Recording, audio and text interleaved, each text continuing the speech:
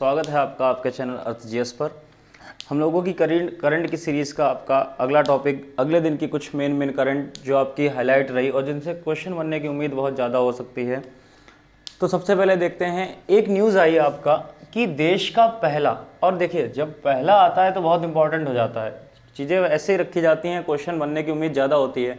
देश का पहला ई व्हीकल एरिया, मतलब कोई ऐसा क्षेत्र की बात करी जा रही है जो आपका पहला एक ऐसा क्षेत्र बना दिया गया जहां पर केवल आपके इलेक्ट्रॉनिक वाहन चलेंगे, पेट्रोल और डीजल को बैन कर दिया गया, घोषित किया गया, और नाम उसका केवड़िया गुजरात। केवड़िया का नाम आपने सुना होगा, कुछ दिनों से बहुत हाईलाइट रहा। स्टैच्यू ऑफ यूनिटी का नाम सुना होगा, जो सरदार वल्लभ भाई पटेल की आपकी मूर्ति बनाई गई, वो इसी जगह है। नर्मदा जिला पड़ता है गुजरात का, नदी भी वहाँ पे है, सरदार सरोवर डैम पड़ता है, ये सब चीज़ें हैं।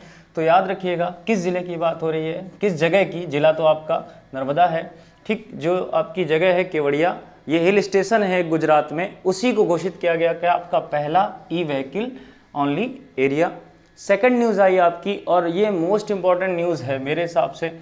आपकी देश की बात हो रही है नीदरलैंड, और नीदरलैंड में क्या हुआ, एक जो महिला धावक हैं आपकी, रनर हैं, उनकी एज कितनी, 28, 10,000 मीटर मतलब 10 किलोमीटर की बात हो रही है। उन्होंने 10 किलोमीटर की दूरी दौड़ कर तय करी, और वो भी कितने टाइम में, 29.06.082, ठीक। मतलब आपका इस तरीके क्वेश्चन बन सकता है। तो देखिए सेकंड में तो नहीं पूछेगा, लेकिन मिनट में आपका पूछ सकता है। तो लगभग कितने मिनट, 29 मिनट में दूरी तय करी। तो नाम उनका क्या है, सिफान हसन, नाम उनका सिफान हसन। और इस तरीके भी पूछ सकता है, जो हाल ही में एक वर्ल्ड रिकॉर्ड बना, जिन्होंने 10 किलोमीटर की दूरी 29 मिनट में लगभग 30 मिनट में तय की, उनका नाम जो सिफान हसन है, वो किस देश की है आपकी, तो नीदरलैंड।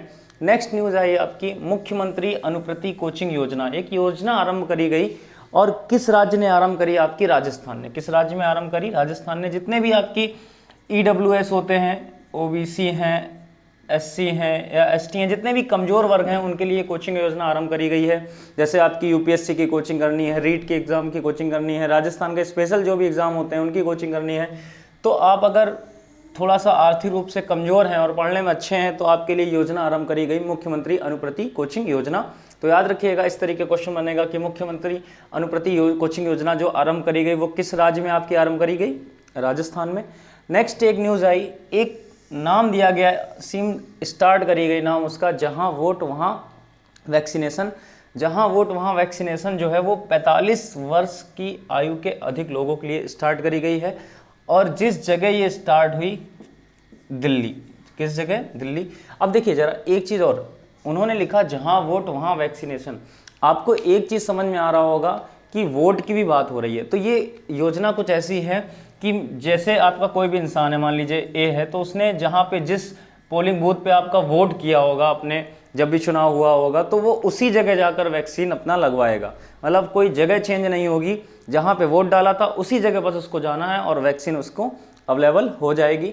नेक्स्ट न्यूज़ आए, न्यूनतम वैश्विक कॉरपोरेट कर। ये एक टैक्स होता है, मिनिमम ग्लोबल कॉरपोरेट टैक्स, पर G7 ने, G7 एक संस्था है, मैंने यहाँ पे नाम लिख दिए हैं देशों के, सबसे जो बड़ी अर्थव्यवस्थाएं हैं पूरे विश्व की, ठीक।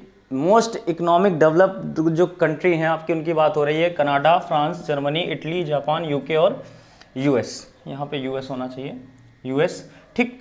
तो उसकी स्थापना कब हुई थी, 1973 में G7 की। तो इन्होंने एक सभी देशों में एक बराबर कर का स्टार्ट किया, इक्वल टैक्स लगाया जाएगा कंपनियों पर।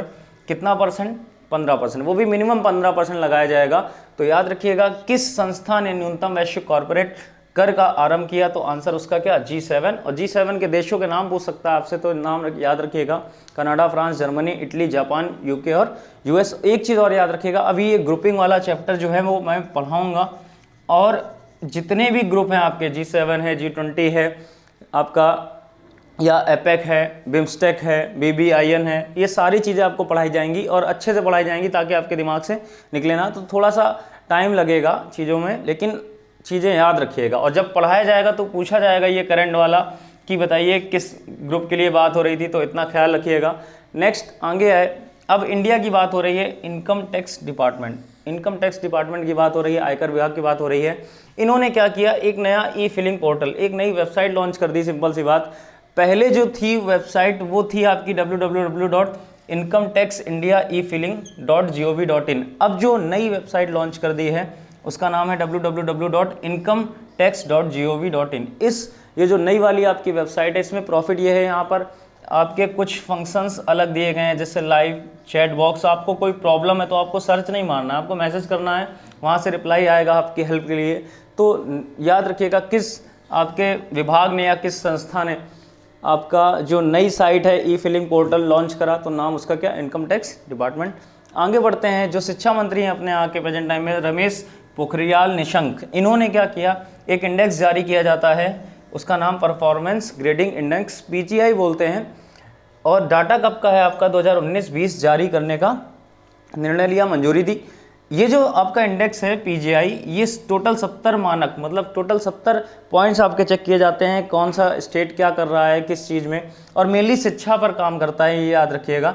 जो ग्रेड A है, ग्रेड A मतलब अच्छा स्तर पे बात हो रही है, तो वहाँ पर टोटल 5 राज्य और केंद्र शासित को शामिल किया गया, चंडीगढ़, पंजाब, तमिलनाडु, अंडमान निकोबार और केरल, ये सबसे अच्छे परफॉर्मेंस में थे। लद्दाख जब से केंद्र शासित बना तो उसको पहली बार इस PGI रैंक में शामिल किया गया, और वो ग्रेड आपका कितने पे रहा, 7वें पे, सेक्शन उसका 7वां रहा, और पहली बार ये जारी किया गया था 2019 में। तो इस बार जो ये डाटा जारी किया गया है वो किस नंबर के लिए जारी किया गया, मतलब किस रैंकिंग पे है, तीसरा ये आपका PGI जारी किया गया है। और जो सबसे एक राज्यों में अगर पीछे रहा तो वो रहा मेघालय, या नाम याद रखिएगा उसका, मेघालय। तो PGI के अनुसार कितने राज्य या कितने केंद्र शासित आपके सबसे अच्छे रहे, तो आपके 2 आपको केंद्र शासित दिख रहे होंगे और 3 आपको राज्य। तो इस तरीके भी क्वेश्चन दे सकता है, या तो टोटल 5 पूछ सकता है, या तो आपसे पूछ देगा केवल कितने राज्य तो 3, और केवल कितने केंद्र शासित तो केवल 2, टोटल पूछ दे तो 5।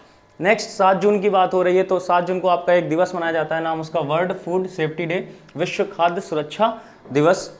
अब देखिए ये जो दिवस है आपका वो यूनाइटेड नेशंस द्वारा आरंभ किया गया था, और इसकी थीम, कभी भी दिवस हो तो उसकी थीम जरूर याद रखिएगा। कुछ दिवस ऐसे होते हैं जहाँ पर थीम नहीं होती, प्रेजेंट टाइम में भी कि सिर्फ उस दिवस को मनाया जाता है, लेकिन जब होती है तो फिर उसको याद रखना इंपॉर्टेंट है। Safe food now for a healthy tomorrow, safe food now for a healthy tomorrow. और ये जो स्टार्टिंग हुई थी इस दिवस की, वो हुई थी आपकी कब से, 2019 से। तो ये आपके कुछ करंट के पॉइंट हो गए, और बहुत जल्दी ही आपकी स्टेट वाइज सीरीज स्टार्ट होने वाली है, जैसे राजस्थान की, MP की, तो उसके लिए भी रेडी रहिएगा थोड़ा सा। जिन लोगों ने स्पेशल फॉर्म भरे हैं रीट वगैरह के या MP के, तो उनके लिए भी कुछ वीडियोज़ डाले जाएंगे ताकि उनका भी आपका जो सिलेबस है वो कंप्लीट हो सके। और करंट टू आपको डेली मिलती ही रहेगी। इसके अलावा भी आपके जैसे कुछ सब्जेक्ट हैं वो स्टार्ट किए जाएंगे, जैसे पॉलिटी का सेक्शन अब स्टार्ट होने वाला है बहुत जल्दी, तो SI वाले बच्चों के लिए बहुत प्रॉफिट होगा। और जो SI की तैयारी नहीं भी कर रहे हैं तो वो भी उस चीज़ को पढ़ेंगे ताकि उनको समझ में आए कि हाँ एक्चुअल में चीज़ें क्या हैं। जय हिंद।